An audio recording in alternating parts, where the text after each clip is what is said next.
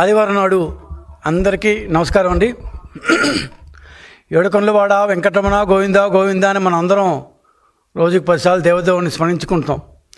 అట్లాంటి వెంకటేశ్వరుణ్ణే దారుణంగా, అతి దారుణంగా కోట్లు 1, 2, 3, 4 కాదు 100 కోట్లకు మోసం చేసిన వ్యక్తులు ఎవరో నిన్న కోర్టు మళ్ళా చెప్పింది. ఆల్రెడీ విజిలెన్స్ విచారణ జరుగుతోంది. ఆంధ్రప్రదేశ్ ప్రభుత్వం వేసిన విజిలెన్స్ విచారణ జరుగుతోంది. నిన్న హైకోర్టు కూడా చెడామడా తిట్టి మళ్ళా ఆ కేసును ఓపెన్ చేయమని చెప్పింది. దేవదేవుడికి మనం ప్రీతిగా ఎంతో అంటారు ఆర్తిగా వేసే హుండీలోని కానుకలు, డబ్బులు కావచ్చు, బంగారం కావచ్చు, డాలర్లు కావచ్చు, రకరకాల ఇది మనం వేసే ఈ కానుకల్ని దొంగతనంగా గత 10-15 సంవత్సరాలుగా అక్కడ కానుకల కౌంటింగ్లో కూర్చుంటూ ఒక వ్యక్తి బ్రహ్మాండంగా దోచేశాడు. సరే, ఇట్లాగా చాలాసార్లు చూసాము. ఇట్లా పోతుంటాయి. ఆ యొక్క వ్యక్తులను పట్టుకుంటారు, జైల్లో పెడతారు, శిక్ష వేస్తారు, పోతుంది. చిన్న చిన్న ఏదో పోతూ పట్టుకుపోవడం ఏదైనా తప్పే, దానికి తగ్గ శిక్ష పడుతుంటుంది. కానీ 100 కోట్లు దోచేసి కనీసం గుమాస్తా, అంటే వాళ్ళని తక్కువ చేయడం నా ఉద్దేశం కాదు, ఒక చిన్న సైజు గుమాస్తా లాంటి వ్యక్తి కనీసం 150 కోట్ల రూపాయలు విలువైన ప్లాట్లు, ఫ్లాట్లు, ఇల్లు చెన్నై మొదలుకొని, విజయవాడ మొదలుకొని, తిరుపతి మొదలుకొని ఇక్కడంతా కొన్నాడంటే ఆ వ్యక్తిని ఏం చేయాలి? జైల్లో పెట్టాలి, శిక్షించాలి. ఎంత మ్యాక్సిమం శిక్ష ఎంత? దేవుడు సొమ్ము దోచేస్తున్న అట్లాంటి వ్యక్తిని శిక్షించాలి. ఏం చేశారో వెంకటేశ్వరుడు దేవదేవుడైన ఆ గోవిందుడి యొక్క సొమ్ముని అప్పటి వైకాపా బోర్డు సభ్యులు, చైర్మన్లు అంటున్నా, 2 చైర్మన్లు ఉన్నారు. 2 చైర్మన్లు EO Dharma Reddy, chairman YV Subba Reddy, ఇంకొక చైర్మన్ కరుణాకర్ రెడ్డి, ఈ ముగ్గురు కలిసి ఏ విధంగా దోచేశారో ఆ దోచేసిన విధం పెట్టిదనన్నా నిన్న హైకోర్టు చెడామడా అక్షింతలేసింది. ఆల్రెడీ విజిలెన్స్ విచారణ జరుగుతోంది. ఈరోజు మీతో కొద్దిసేపు దాన్ని పంచుకుంటాము. ఏం శిక్ష వేస్తారో మన ప్రజలే చెప్పాలి. ఓకే, పెద్ద జియ్యంగార్ మఠం అనేది ఉంది. సో తరతరాలుగా వస్తుంది. పెద్ద జియ్యంగార్ మఠం, చిన్న జియ్యంగార్ మఠం 2 ఉన్నాయి. ఈ పెద్ద జియ్యంగార్ మఠం నుంచి ఒక గుమాస్తా కూడా పరకామణి కానుకల లెక్కింపులో పాల్గొనడం అనవాయితీ. అట్లాగే రవికుమార్ అనే ఒక వ్యక్తి చాలా సంవత్సరాల నుంచి పరకామణిలో లెక్కింపులో పాల్గొంటున్నాడు. ఆ వ్యక్తిని 2023 అంటే వైకాపా ప్రభుత్వం దిగిపోవడానికి దాదాపు సంవత్సరం ముందు, కరెక్ట్గా సంవత్సరం ముందు 23 ఏప్రిల్ 29వ తేదీన 2023 సంవత్సరంలో పట్టుకున్నారు. అతన్ని బయటకు వెళ్తున్నప్పుడు చెక్ చేస్తుంటే కొన్ని $100 అతని కాళ్ళ సందు మధ్యలో పెట్టుకున్నాడు అని చెప్పి అతని పంచె తీసి మరీ చెక్ చేసి అతన్ని అరెస్ట్ చేశారు. ఎప్పుడు చేశారు? ఏప్రిల్ 29, 2023. సో ఏప్రిల్ 30వ తేదీ అప్పటి అసిస్టెంట్ విజిలెన్స్ సెక్యూరిటీ ఆఫీసర్ అయిన సతీష్ కుమార్ పోలీసులకి అతని మీద దేవస్థానం on behalf of Devasthanam report చేశాడు. 30వ తేదీ అతన్ని అరెస్ట్ చేశారు. అప్పుడే అదుపులోకి తీసుకున్నారు. 30వ తేదీ అరెస్ట్ చేసిన చూపిస్తూ ఎఫ్ఐఆర్ ఫైల్ చేశారు. ఎప్పుడు? ఏప్రిల్ 29 పట్టుకున్నారు. ఏప్రిల్ 30వ తేదీన ఎఫ్ఐఆర్ ఫైల్ చేశారు. ఆ తర్వాత నెల రోజుల కంటే మే 30, ఏప్రిల్ 30 ఎఫ్ఐఆర్ ఫైల్ చేస్తే బాగానే చేసిన లెక్క. మే నెల 30వ తేదీన ఛార్జ్ షీట్ కూడా దాఖలు చేశాడు కోర్టులో. ఎఫ్ఐఆర్ ఫైల్ చేశాడు, 1 మంత్ కల్లా ఛార్జ్ షీట్ దాఖలు చేశారు. కానీ ఈ ఏప్రిల్ 30, మే 30 మధ్యలో జరగాల్సిందంతా జరిగిపోయింది. ఏం జరిగిందంటే అరెస్టు చేసిన 20 రోజులకి, అంటే ఆ రవికుమార్ అనే నిందితుడిని ఏప్రిల్ 30వ తేదీన ఎఫ్ఐఆర్ పెట్టి అరెస్ట్ చేశారు. ఏప్రిల్ 29న అదుపులోకి తీసుకుని చెప్పాం కదా. కరెక్ట్గా 20 రోజుల కంటే మే 19వ తేదీకి, ఏప్రిల్ 29 అదుపులోకి తీసుకుంటే మే 19వ తేదీన అతని ఆస్తులన్నీ అతను రాయించేశాడంట. ఎక్కడ? అతని భార్య అతను వచ్చి మేము వెంకటేశ్వరుడితో ఇంగ్లీష్లో ఉన్న ఇది చెప్తున్నాను, out of pure love and affection అంట. So pure love and affection చేత ఆయన దగ్గర ఉన్న ఆస్తులన్నీ బోర్డు చెప్పిందంట, బోర్డు అనుమతి ఇచ్చిందంట. ఆ ఆస్తులన్నీ దేవస్థానానికి రాసిచ్చేశారంట వాళ్ళు. 30వ తేదీన రాయిచ్చిన ఒక మే 19 ఆయన ఆస్తులన్నీ దేవస్థానానికి రిజిస్టర్ చేసేస్తే రాయించుకోవడానికి వాళ్ళు ఎవరో, తీసుకోవడానికి వీళ్ళెవరో, చట్టం, న్యాయం, పోలీసులు, ఈ వైకాపావులకు అవే ఉండవు కదా. మనమే చట్టం, మనమే న్యాయం కాబట్టి. సో ఏమి లేకుండా ఏప్రిల్ 29న అదుపులోకి తీసుకుంటే మే 19న ఆయన దగ్గర ఉన్న ఆస్తులు రాయించేసుకున్నావు తూచన్నారు. సరే, మే 30వ తేదీన కోర్టులో ఛార్జ్షీట్ దాఖలు చేశారు. సెప్టెంబర్ 23 అంటే ఏప్రిల్ 29 కాబట్టి మే, జూన్, జూలై, ఆగస్ట్, సెప్టెంబర్ 4 నెలల 23 రోజుల తర్వాత ఎవరైతే AVSO, assistant vigilance security officer, ఎవరైతే అతన్ని అదుపులోకి తీసుకొని దేవస్థానం తరఫున ఎవరైతే పోలీస్ స్టేషన్లో రిపోర్ట్ ఇచ్చి ఎఫ్ఐఆర్ ఫైల్ చేసి 1 నెల రోజుల తర్వాత ఛార్జ్షీట్ దాఖలు చేశారో, ఆ సతీష్ కుమార్ అనే వ్యక్తి వెళ్ళి లోక్ అదాలత్లో ఆ నిందితుడు రవికుమారు, ఈ సతీష్ కుమారు ఇద్దరు కలిసి రాజీ పడిపోయారంట. ఏమంటే వాళ్ళు డబ్బులు ఇచ్చేశారు కదా, 14 కోట్ల దాన్ని ఉంటారు, ఈ పత్రాల ప్రకారం వాల్యూ ఉంది, మార్కెట్ వాల్యూ 100 కోట్లు ఉంది అని వీళ్ళే డిసైడ్ చేసేసి అది ఇచ్చేశారు కాబట్టి రాజీ పడిపోయాము అని లోక్ అదాలత్లో చెప్పారంట. జడ్జి గారు కేసు కొట్టేశారంట. 4.5 నెలల లోపల నిందితుడు దొరకడము, 100 కోట్ల రూపాయలు వాడు రవికుమార్ అనే నిందితుడు కొన్ని సంవత్సరాల పాటు పరకామంలో వెంకటేశ్వరుడు డబ్బుని దోచేసిన వాడు దొరికిపోవడము, దొరికిపోయిన తర్వాత వాడు ఆ ఆస్తుల్ని దేవస్థానానికి అప్పగించడం అంట. ఈ అప్పగించిన తర్వాత వీళ్ళు మళ్ళీ ఛార్జ్షీట్ దాఖలు చేయడం అంట. దాఖలు చేసిన తర్వాత రాజీ పడిపోయారంట. ఎవరిని పాటికి వాళ్ళు వదిలేశారంట. అందరూ హ్యాపీగా ఉన్నారు. గప్ చిప్ సాంబార్ బుడ్డి చిన్నప్పుడు చదువుకునే వాళ్ళని గుర్తుందా? అది సంగతి. ఏమీ లేదు, ఎవ్రీథింగ్ ఈజ్ ఓకే. దీని వెనకాల ఏముందో చూస్తాం. ఎందుకు 4 నెలల లోపల ఇంత లెవెల్లో రాజీ పడిపోయారు, దాన్ని ఉంటారు అసలు రిజిస్ట్రేషన్ ఏ విధంగా చేశారు ఇది. ఇక అప్పటి బోర్డుకి, అప్పటి వైకాపా బోర్డుకి, వైకాపా బోర్డు సభ్యులకి, దేవస్థానంలో ఉన్న అప్పటి వైకాపా బోర్డు సభ్యులకి, అప్పటి వైకాపా ఈవో, స్పష్టంగా చెప్తాను, వైకాపా ఈవో ఆయన ధర్మారెడ్డి, వైకాపా ఈవోకి, వైకాపా చైర్మన్లు వైవి సుబ్బారెడ్డి అండ్ కరుణాకర్ రెడ్డికి తెలుగుదేశం పార్టీ నుంచి ఆల్రెడీ విజిలెన్స్ ఎంక్వైరీ జరుగుతోంది లాస్ట్ డిసెంబర్ నుంచి. ఇప్పుడు తెలుగుదేశం పార్టీ నుంచి వేస్తున్న ప్రశ్నలు అంటే, మొదటి ప్రశ్న, దమ్ముంటే anybody from Vaikapa can answer. ఇంకా కరుణాకర్ రెడ్డి కానీ లేకపోతే ఆయన వైవి సుబ్బారెడ్డి కానీ ఆన్సర్ చేస్తే ఇంకా సంతోషం. లేదు మాకు చెప్పకపోతే కోర్టులో చెప్పండి. కోర్టులో ఎట్లా చెప్పాలి మీరు చెప్పండి. టీటీడీనే ఫలానా నిందితుడు దొంగతనం చేశాడు అని ఫిర్యాదు చేసి ఎఫ్ఐఆర్ ఫైల్ కాబడిన దొంగకు సంబంధించిన ఆస్తులను ఛార్జ్షీట్ ఫైల్ అయిన లోపలే, ఇంకా ఛార్జ్షీట్ కూడా ఫైల్ కాల, ఏప్రిల్ 29th అదుపులో తీసుకుంటే మే 19th కల్లా మీరు టీటీడీ ఆ ఆస్తులను తనకు తానే దఖలుపరుచుకోవడం, తనకు తానే సెల్ఫ్ రిజిస్ట్రేషన్ చేసుకోవడం అనే అధికారం టీటీడీకి ఉందా? ఇది మొదటి ప్రశ్న. ఒక దొంగతనం చేస్తే ఇమ్మీడియట్గా ఆస్తులను దేవస్థానం రిజిస్ట్రేషన్ చేసుకునే హక్కు ఉందా? అంత త్వరగా అంటే ఇందాక నేను చెప్పినట్టు 20 రోజులకే టీటీడీ బోర్డు అతని ఆస్తులను ఎందుకు రాయించుకోవాలి, ఎందుకు రాయించుకుంది, ఏమి వాళ్ళిద్దరి మధ్య ఏమంత ఉంది, ఈ బోర్డులోని వ్యక్తులకి, ఈవోకి, ఈ రవికుమార్కి మధ్యలో ఏం నచ్చింది, ఎందుకు వాళ్ళ ఆస్తులను రాయించుకున్నారు? ఒకటి. అదంతా దొంగ సొమ్ముతో కొన్ని ఆస్తులని మీరేవన్నీ అదుపులోకి తీసుకున్నారు.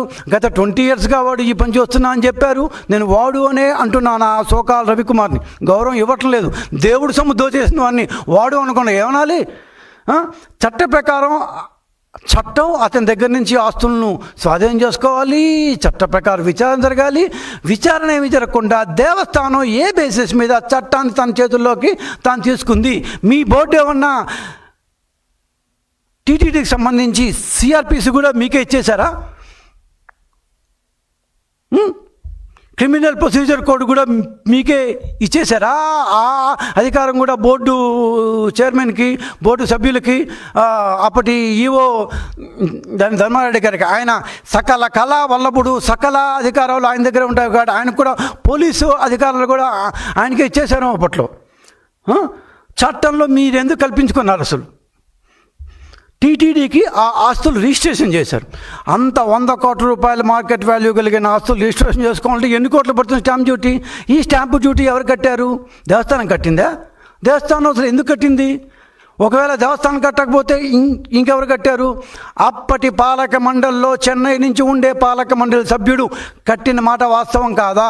ఆ పాలక మండలి సభ్యుల చేత ఎందుకు కట్టించారు మీరు? రిజిస్ట్రేషన్ ఛార్జీ ఆ పాలక మండలి సభ్యుల చేత ఎందుకు కట్టించారు? ఎందుకు కట్టాడు?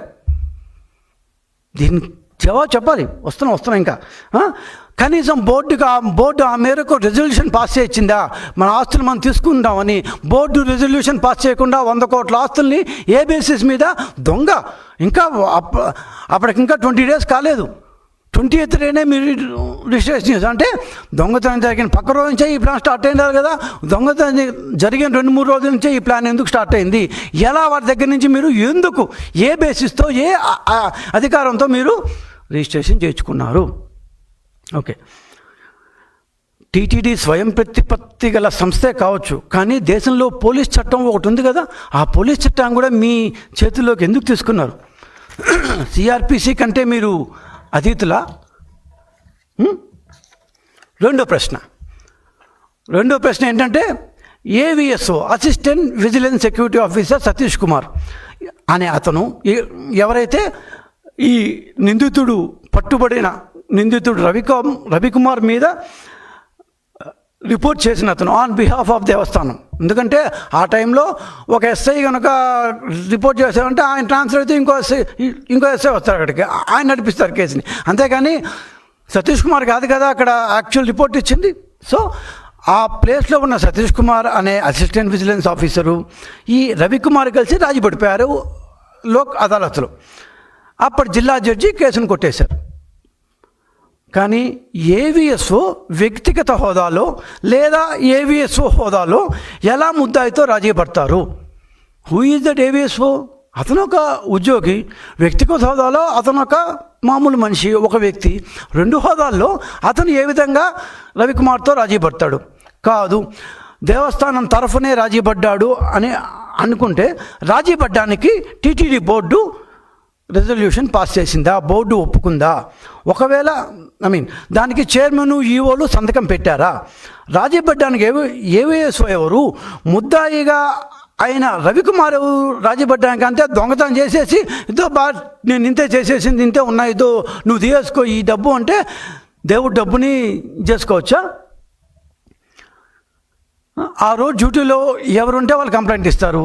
కానీ దేవస్థానం తరఫున అధీకృతంగా వ్యవహరించే అధికారం, రెగ్యులేటరీగా వ్యవహరించే అధికారం బోర్డు దఖలు చేస్తేనే కదా అతనికి వస్తుంది. అంటే రాజీ పడమని బోర్డు ఖచ్చితంగా రెజల్యూషన్ చేసి ఉండాలి. అంటే రాజీ పడింది దేవస్థానం బోర్డు, స్పష్టంగా దేవస్థానం బోర్డు రాజీ పడింది. దేవుడి సొమ్ము దోచేసింది వాళ్ళ దగ్గర ఎంతో కొంత డబ్బు తీసుకుని రాజీ పడిపోయింది. అప్పటి వైకాపా చేత నియమింపబడిన వైవి సుబ్బారెడ్డి నేతృత్వంలో ధర్మారెడ్డి ఈవోగా ఉన్న బోర్డు ఎలా రాజీ పడుతుంది? అట్లా తల్లో కొద్దికన్నా బుర్ర ఉన్న, తల్లో బుర్రలు మీకు ఎక్కువ ఉన్నాయి, అందుకే ఏదో తెలియదు అట్లా. టీటీడీ అనుమతి వాళ్ళు ఏ విధంగా ఇస్తుంది?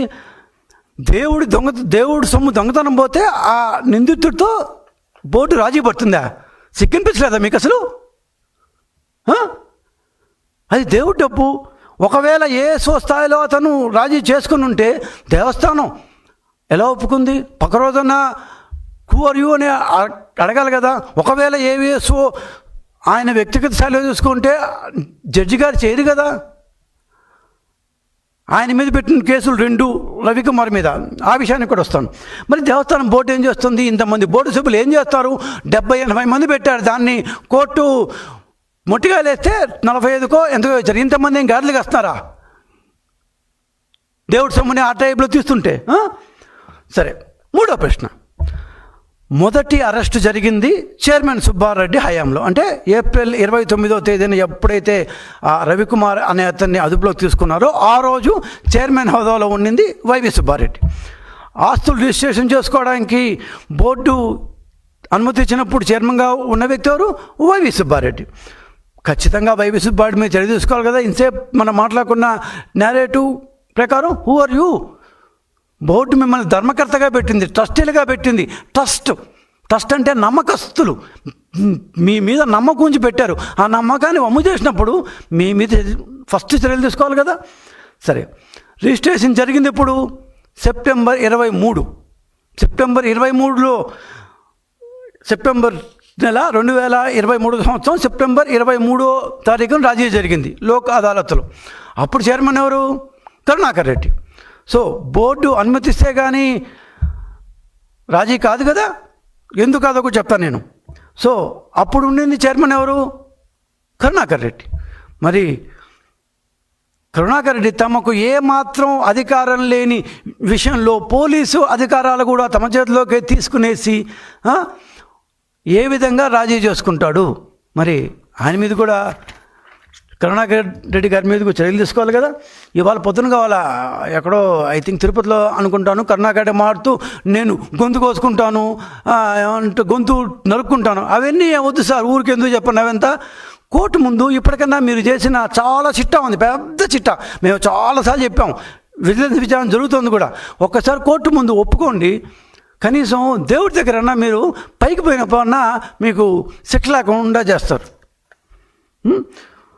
వీళ్ళిద్దరు కాకుండా, ఈ ఇద్దరు చైర్మన్లు కాకుండా ఇద్దరు హయాంలో ఉన్న వ్యక్తి ఎవరు? ధర్మారెడ్డి ఈవో. గాడిద కాస్తున్నావు ఆ ధర్మారెడ్డి, అప్పుడు ఈవో కదా నువ్వు, అప్పుడు రెగ్యులేటరీ దాని ఏజెన్సీ కదా నువ్వు. You are officer who is suppose to look after the regulatory affairs. నువ్వు ఎట్లా అనుమతించావు? వాళ్ళిద్దరు చైర్మన్లు రాజకీయ నాయకులు వైకాపా పార్టీ చేశారు. You are suppose to be నువ్వు అక్కడెక్కడి నుంచో వచ్చావు కదబ్బా, దాన్ని ఢిల్లీ నుంచి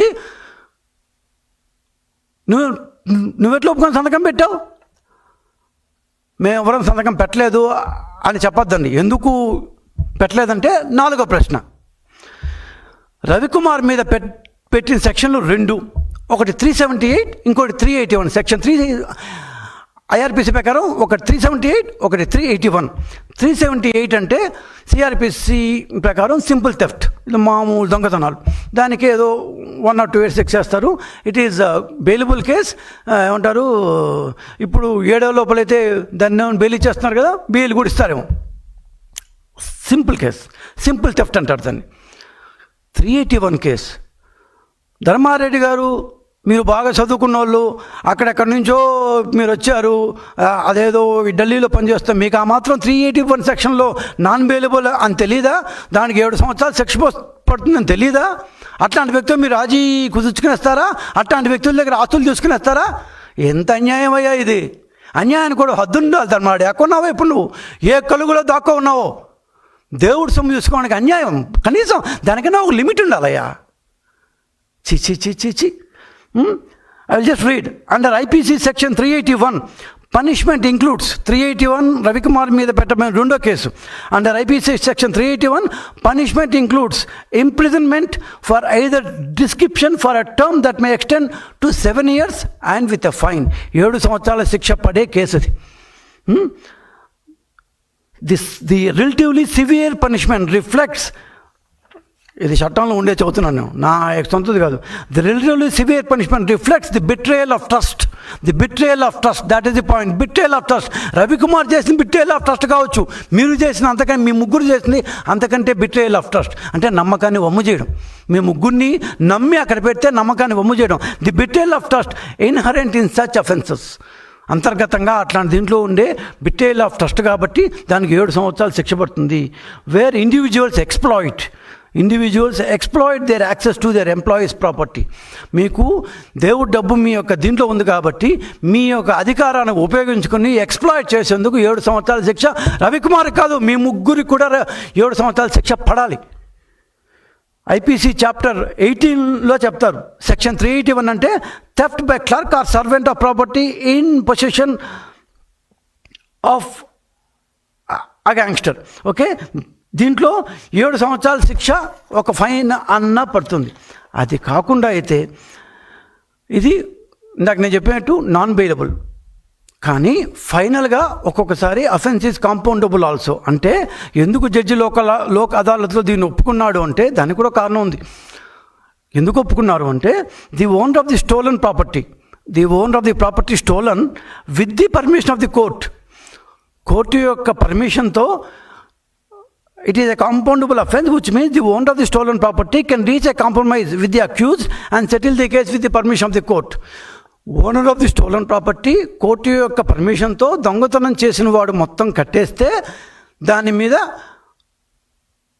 కాంపౌండబుల్ చేసుకోవచ్చు, అంటే వాటి దగ్గర నుంచి మొత్తం డబ్బు తీసుకుని కోర్టు పర్మిషన్తో చేయొచ్చు. కానీ ఇక్కడ owner of the stolen property ఎవరు? Owner of the stolen property దేవుడి డబ్బు. అది దేవుడి డబ్బు ఎవరిది?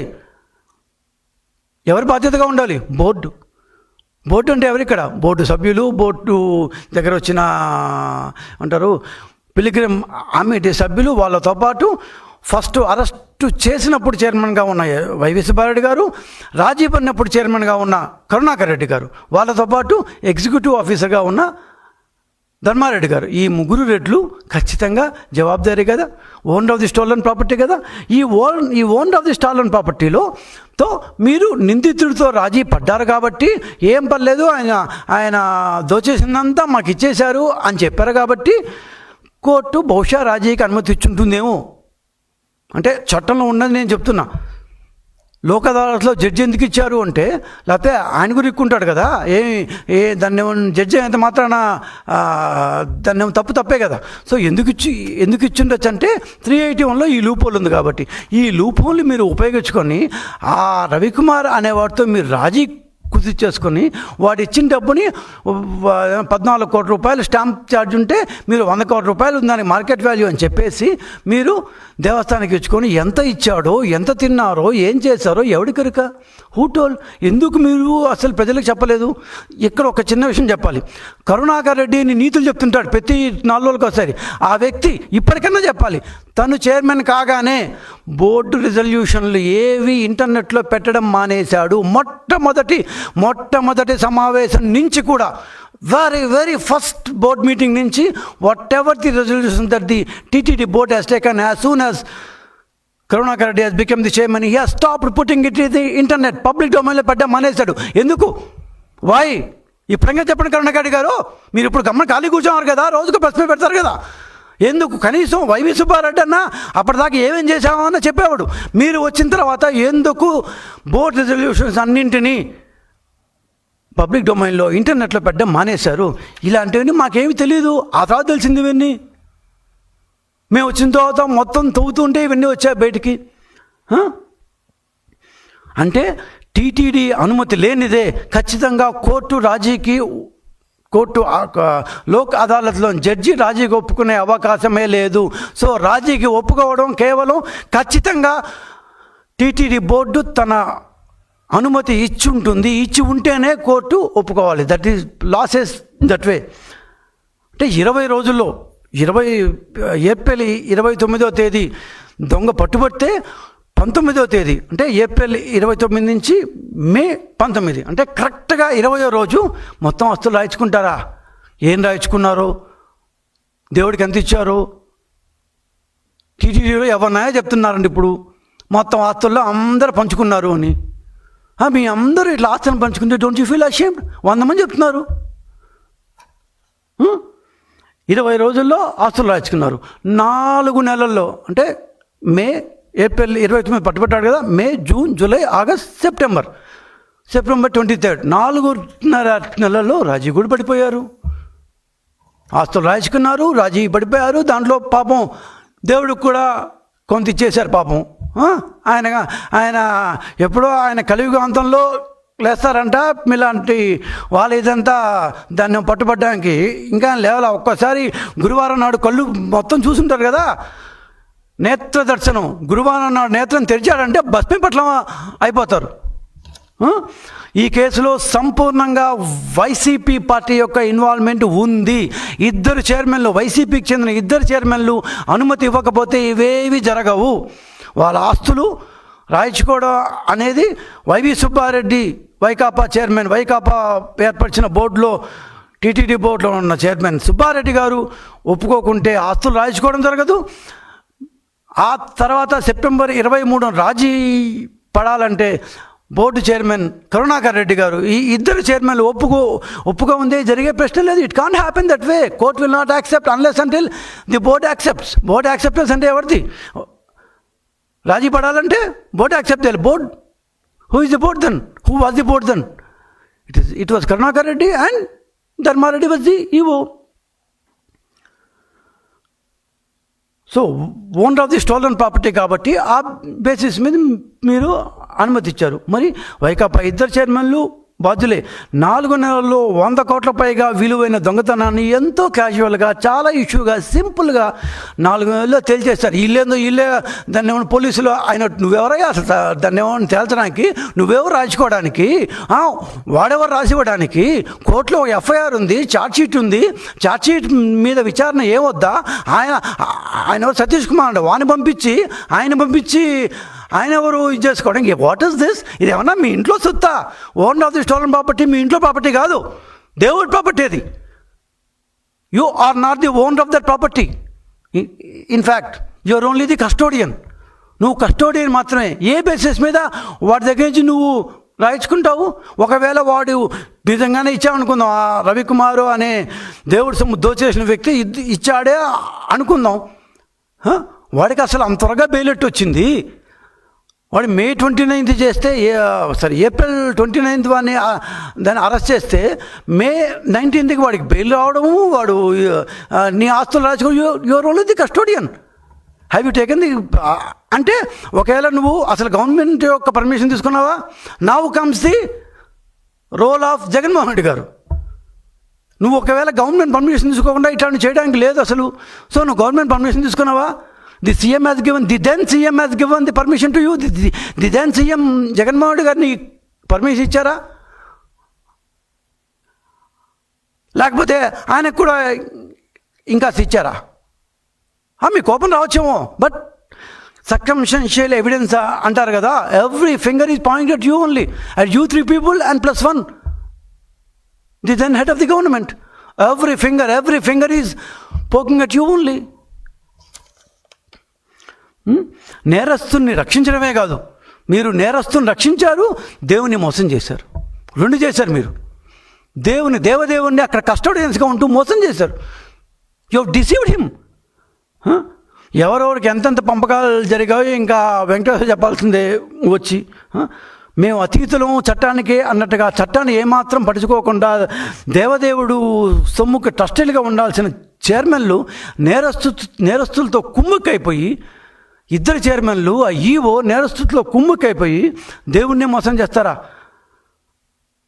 ప్రభుత్వం తరఫున రెగ్యులేటరీ అథారిటీగా ఉండాల్సిన ఈవో ఇవన్నీ దగ్గరుండి నడిపిస్తాడా? How shameful it is, how shameful it is. This is simply atrocious. ఒక దేవుడి దగ్గర ఇంత ఘోరాలు చేయడం, మీరు అవినీతి చేశారు ఏమంటారు, ఆ 2వ సంవత్సరం 3వ సంవత్సరం కూల్చేసి దాంట్లో దాన్ని డబ్బులు తీసుకున్నారు, ఏమి స్టార్ట్ కాకముందే మీరు వచ్చిన 3 నెలల్లోనే 1700 కోట్ల రూపాయలు తీసుకుని రకరకాలు ఉన్నాయి. కర్ణాటక చౌల్ట్రీ ఏ విధంగా చేశారు, కొత్తగా దాన్ని కాటేజెస్ దాంట్లో ఏం చేశారు, ఉదయాస్తమాన సేవలు దాంట్లో ఏం చేశారు, ఇవన్నీ మా దగ్గర లెక్కలు ఉన్నాయి, అవన్నీ కూడా వస్తాయి. కానీ అన్నిటికంటే దిస్ ఈజ్ సో చీప్ అండి, దిస్ ఈజ్ సో చీప్. దేవుడి సొమ్ము భక్తులు నేను వేసుంటాను, మా ఆవిడ వేసుంటుంది, మా అమ్మ వేసుంటుంది, మీ అమ్మ వేసుంటుంది, మీ ఇంట్లో వాళ్ళు వేసుంటారు, ప్రతి ఒక్కరు వేసుంటాం. దాదాపు ప్రపంచంలో దేవుణ్ణి దర్శించిన ప్రతి ఒక్కరు హుండీలో వాళ్ళ శక్తి కొలది డబ్బులు ఇస్తారు. అట్లాంటి డబ్బులు దోచేసిన వ్యక్తితో మీరు ఇన్ని బేరసారాలు చేస్తారా? That to being a custodian, being a trustee of the board. Simply atrocious, shameful. ఎందుకు ఇంత కఠినమైన పదాలు వాడాల్సి వస్తుందంటే, మీరందరూ దేవుణ్ణి ఏదో మీ ఒక సొంత వ్యాపారం మారి చేసుకున్నారు. You are never acting as a custodians of the government of the temple. You are never the trustees of the temple, are else you would not have done this way. ఈ విధంగా మీరు చేసే ఉండే అవకాశం లేదు. మీరు సింపుల్గా చెప్పాలంటే వెంకటేశ్వరుని మోసం చేశారు. ఇంతకంటే చెప్పేదేం లేదు. అందరూ రాష్ట్ర ప్రజలకి మేము ఎందుకు ఇంత ఆదివారం మధ్యాహ్నం పెట్టి మరీ చెప్పాల్సి వస్తుందంటే, దీనికి ఏదేదో వాళ్ళ యొక్క వర్షన్లు ఇస్తూ వస్తున్నారు ఇవాళ మార్నింగ్ కూడా. సో ఆ వర్షన్లు చూసి మోసపోకూడదు. జరిగింది ఇది కాదనుకుంటే మీరు మమ్మల్ని ఛాలెంజ్ చేయండి. కాదు నువ్వు చెప్పింది తప్పు, ఇది అసలు జరిగింది అని.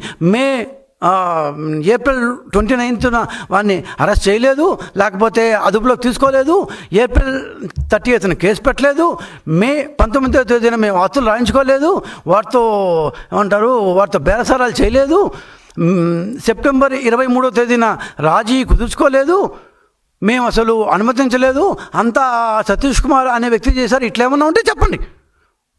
We accept it. నమస్కారం అండి.